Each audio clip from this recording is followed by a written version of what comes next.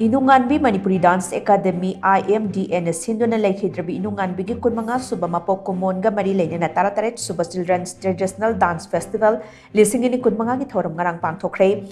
IMDA gi training hall na pangthokhiba Thouram maduda Dibong GP gi pradhan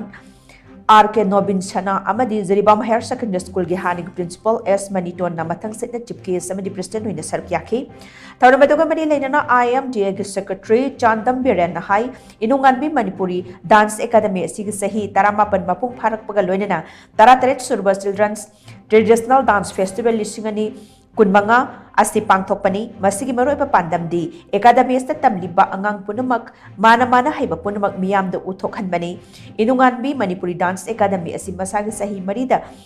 LEIKHIDRABI Chandam INUNGANBI gi mingda lingkhatkhibani ngasidi LEIKHIDRABI INUNGANBI gi sahi kunmanga mapung fabana masigi iroinana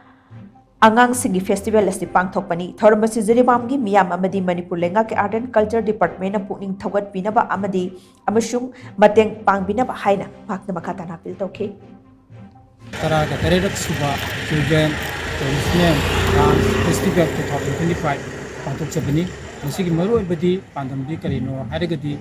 agi academy sida tamliba angang sing khudimak mana haiba amsung haitabadu thidana angang performance Pinanaba Amazon Aquina Sumba Festival Pangthokcharaga Nancy Sigurega and the talents in the festival Pangthokcharaga Uncha Pibani